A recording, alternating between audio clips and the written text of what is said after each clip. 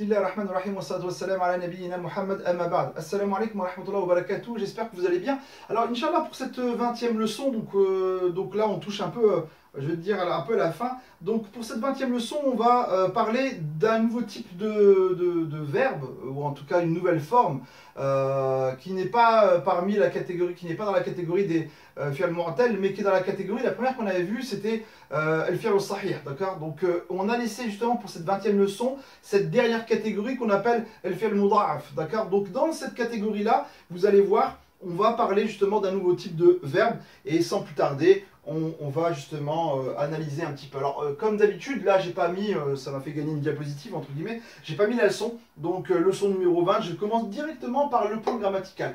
Donc, dans cette leçon, nous allons voir une dernière forme de la catégorie fi'l sahih, et dans cette forme-là, c'est ce qu'on appelle le fi'l sahih mudha'af, d'accord, le mudha'af. Alors, on va voir c'est quoi exactement que le mudha'af. Donc, tout de suite, je prends un exemple de verbe. Alors, il y a des verbes.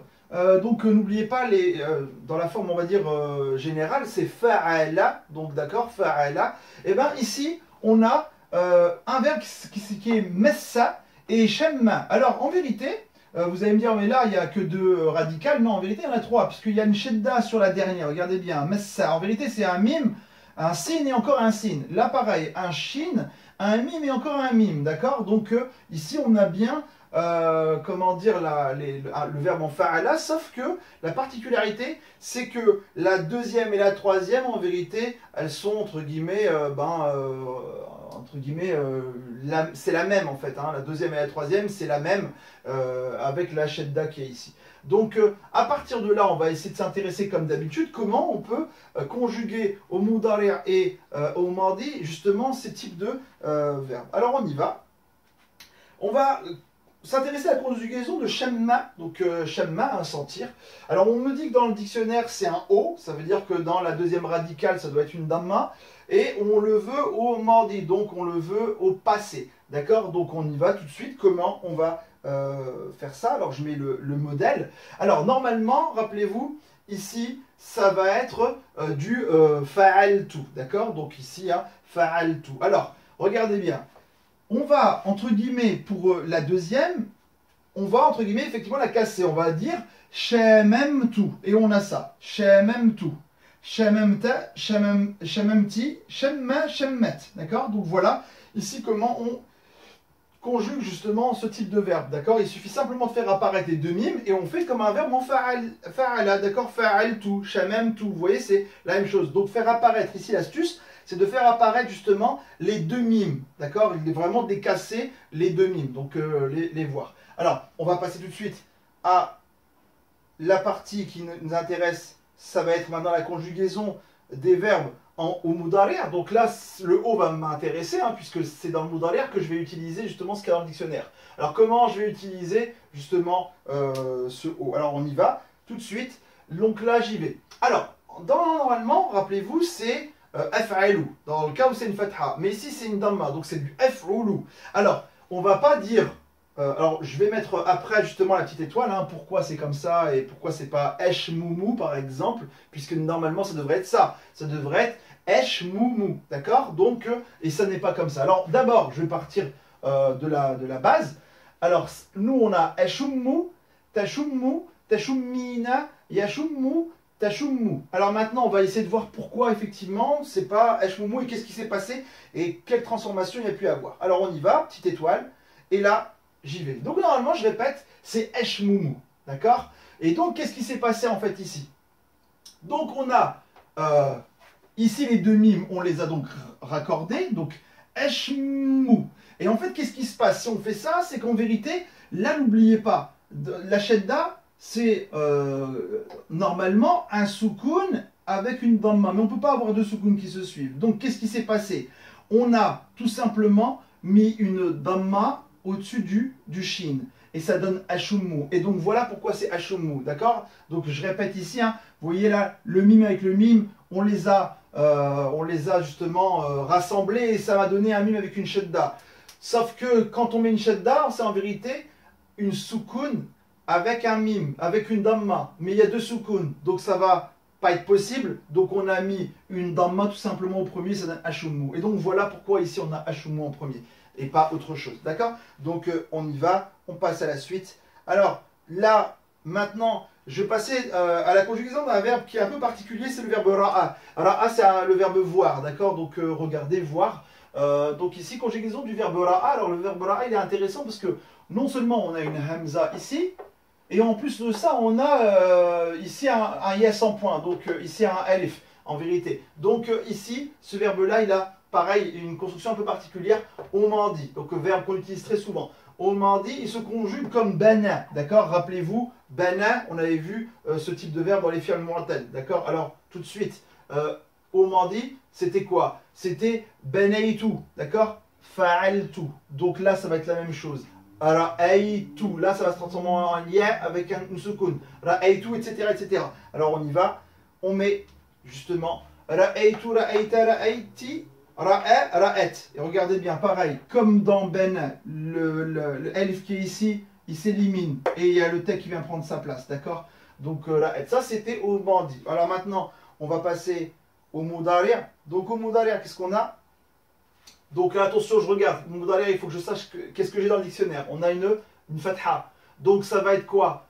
Ça va être comme le verbe baqiya, ebqa, ici, era, d'accord? Donc ici, era. Donc ici, j'y vais. Alors, donc là, j'ai le verbe ara, tara. Alors là, attention, taraina, celui-là va se transformer en ya avec une soukoun. Taraina, yara, tara. D'accord? Donc ici, voilà un petit peu le omudari', le verbe ra'a. Je répète, verbe très utilisé. Il faut connaître un petit peu sa conjugaison presque quasiment par cœur, puisqu'on l'utilise souvent. Alors, je passe maintenant à mes exercices, hein, puisque là maintenant, je vais en fait, j'arrive à la fin de cette leçon. Je vais passer à mes exercices. Alors tout de suite, dans les exercices, on me demande de conjuguer au singulier de l'accompli et l'inaccompli le verbe messa. Donc tout à l'heure on avait fait shamma. Donc on a messestu, messesta, messesti, messa, messet.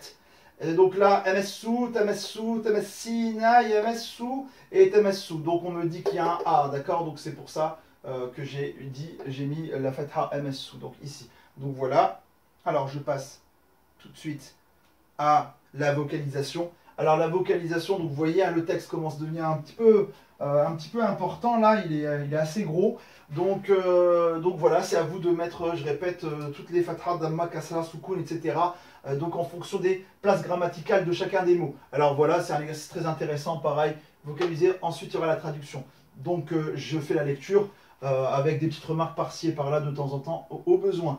قد دخلت غرفتك لكن ما مسست fiha shay'an, d'accord? Donc ici, hein, donc voilà, ici on remarque dakhaltu c'est le verbe, donc lui il va être complément d'objet direct, hein, mansoub, donc il va apporter une fatha, ici on la voit ici, lakin, attention, là derrière j'ai ma, donc lakin sukun, ma masastu, on a l'utilisation d'un verbe muda'af, fi'l muda'af ici, hein, masastu, je n'ai pas touché, je n'ai en fait rien touché, masastu fiha shay'an, d'accord? Et donc masastu il va impliquer là le nasb, le cas du nasb ici, parce que c'est en fait masastu shay'an fiha, donc si on veut traduire.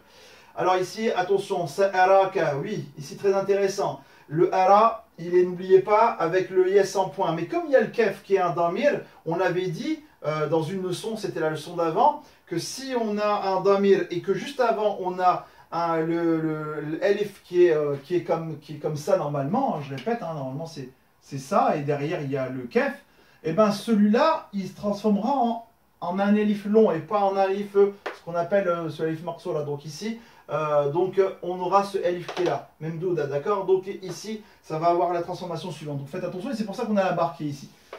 Donc voilà. Sa'araka, donc c'est du futur parce qu'on a le signe. Sa'araka fi darika ba'da darsi. Ba'da va impliquer la kasra, donc derrière, ba'da darsi. Al-himaru la yashummu. Az-zahrata lakin ya'kuluha. D'accord? Donc là, il n'y a pas de problème.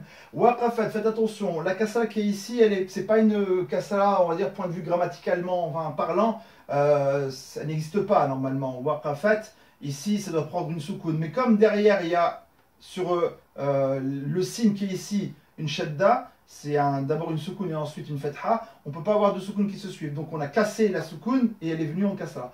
Waqafati sayaratu, amama, faites attention, derrière amama il va y avoir la kasra. Amama dukanil khayyati, mudaf mudaf ilayhi, d'accord. Donc ici on a une idafa ici. Fanazala minha. Waladul khayyati, faites attention, waladul khayyati pareil, une mudaf mudaf ilayhi, d'accord. Donc ici mudaf mudaf ilayhi. Huwa qad ra'ani, d'accord. Donc là c'est du passé, il m'a vu. Donc huwa qad ra'ani lakin ma arafani. Kharaja at-tilmidhu min al-madrasati li'annahu mahmoumun. Donc ici il n'y a rien d'extraordinaire, rien de compliqué. Lamma, alors attention, lamma. Lemma, c'est lorsque, c'est une sorte de proposition de temps, d'accord. Donc une conjonction de temps, lorsque, mais attention, ce lemma-là, il s'utilise obligatoirement avec quelque chose qui est au passé. Lemma, regardez bien, fatahat, fatahat, il est au passé. Lemma fatahati, et on a le même problème que tout à l'heure, waqafati, d'accord. Ici, fatahati al-babu, donc ici on a normalement un soukoun, mais qui a été justement annulé à cause du alif lam qui est là. Donc, parce qu'il y a une soukoun là. Lamma fatahatil baba. Alors, lamma fatahat al baba, très bien. Donc, ra'at al kalbata fama dakhalat. Donc, la ra'at al kalbata fama dakhalat. Donc, quand elle a ouvert la porte, hein, donc c'est pour ça que le baba il est au kamansoub. Donc, il est au kamansoub ici. Parce qu'il porte une fatha, donc voilà. Satanzilina, c'est du futur. Mina sayarati, mina va impliquer la kasra. Hina tasilina ila dari, d'accord. Hina tasilina ila dari, donc là il n'y a pas de problème.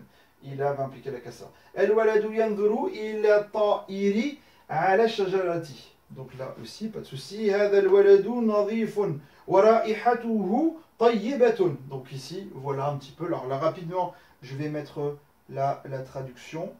Alors la traduction du texte, elle est là. Alors pareil, hein, donc voilà. Alors je ne vais pas le laisser très longtemps. De toute façon, vous avez ça sous les yeux. Je vais tout de suite passer à l'exercice suivant, parce que j'ai encore quelques exercices là à corriger. Même exercice, toujours pareil, vocaliser et ensuite traduire. Donc, kamanat. Et vous voyez ici par exemple, kamanat, j'ai pas fait tomber la soukoun. Pourquoi? Parce que là, j'ai pas une soukoun juste après. J'ai une fatha. Donc là, il n'y a pas de problème, je laisse la soukoun. Kamanat Zainabu fi ghurfati navirin, lakin al-kalbata shammat ra'ihataha fawajadatha. D'accord. Donc ici, hein, là pareil aussi, hein, j'ai pas de problème particulier. Pardon. Lakinna ici va impliquer le cas du nasb. Donc ici, hein, il va être mansoub. Le kalbata, shammat ra'ihataha, shammat va impliquer le complément d'objet direct, ra'ihataha, ici il y a une fatha. Fawajadatha. Ra'a fil layli kalban saghiran. Fahasiba annahu qittun. Donc là pareil, pas de souci. Qala nadhirun innahu. Alors là intéressant. Qala innahu. Vous voyez bien, on ne dit pas qala innahu. Là on a dit fahasiba annahu. Là on dira qala innahu. Donc qala nadhirun innahu la yashrabu hadha al-labana. لأن رائحته ليست طيبة. Pardon, ليست طيبة. D'accord, donc ليست va impliquer le nasb ici. Donc voilà, ici لأن va impliquer la fatha رائحة et pas رائحة. Donc ici, donc voilà. Je passe au suivant. الطبيب لا يمس المريض إلا بيد nadhifatin. D'accord, n'oubliez pas que yed c'est du féminin, donc c'est pour ça que c'est nadhifatin et pas nadhifin. D'accord, donc faites attention à ça. Qad nahaka, on retrouve le même problème que tout à l'heure. Normalement naha c'est un ya un peu sans point, mais là le kaf il est juste derrière, donc ça va devoir monter. Qad nahaka at-tabibu 'anil khuruji min darika li'annaka mahmoumun. Donc là il n'y a pas de souci. Là, on a le même problème. Ja'alatil ummu, donc on a le même problème. Ici, Ja'alatil ummu yadaha ala jabini bintiha fasha'arat bi'annaha mahmoumatun. Donc là, pareil, pas de souci particulier. هذا الولد ينظر إلى الكتاب لكن لا يعرف القراءة. Il n'y a pas de souci. Le qira'ata, n'oubliez pas, ça c'est un masdar, d'accord. La ya'rifu al-qira'ata, il va prendre là. La fatha, il ne sait pas lire, hein, il ne connaît pas la lecture. Inna ra'ihata, donc le inna, on n'oublie pas, c'est comme le lakinna en début de phrase, c'est ce qu'on appelle ta'kid. Donc certes, Donc ici, il va impliquer la fatha. Inna raihata hadha dawa'i. Donc on a une idafa. Raihata hadha dawa'i. Et c'est pour ça qu'il y a une kasra. Laysat tayyibatan. Laysat tayyibatan. Nadhirun yaj'alu al-'ushsha fi makanihi thumma yanzilu min ash-shajarati. D'accord? Donc là, il n'y a pas de souci. Lastu raji'atan qabla al-layli. Je ne serai pas de retour. D'accord? Ici, un lastu raji'atan, mais attention, raji'atan, je suis une fille. Puisque, regardez bien, sinon j'aurais écrit lastu raji'an. Mais là, c'est marqué raji'atan. Donc là, je ne serai pas de retour en parlant d'une fille avant la nuit. Donc ici, voilà. Tout de suite, je vais passer à la traduction. Pareil, je ne vais pas le laisser très longtemps. Donc voilà, hein, traduction du texte. Donc voilà cette fameuse traduction. Je passe tout de suite à l'exercice suivant. Et ça sera mon dernier exercice. On me demande de traduire en arabe ce texte. D'accord? Donc cet arabe sent bon, il a une bonne odeur lorsque j'ai touché ta main, etc. etc. Donc vous voyez, hein, on peut maintenant, alhamdoulilah, au bout de, on va dire, d'une vingtaine de chapitres, prétendre, entre guillemets, à traduire des phrases qui sont, je ne vais pas dire simples, qui ont une certaine complexité, d'accord? Je ne sais pas non plus, voilà, des phrases super compliquées, mais avec un certain niveau de complication, un certain niveau de difficulté, avec un petit peu les outils grammaticaux qu'on a. Alhamdoulilah, c'est un peu l'objectif justement des leçons justement d'arabe. Hein. C'est ça, hein.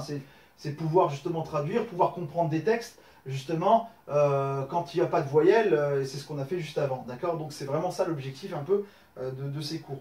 Donc là, tout de suite, je vais passer à la traduction que voici, hein, au tableau. Donc voilà, je vais rapidement faire la traduction de ça. هذه شجرة لها رائحة طيبة لما مسست يدك شعرت بأنك مريض لست محموما لأن جبيني بارد. Donc voilà. رأيت عشا على الشجرة لكن ما فيه طائر.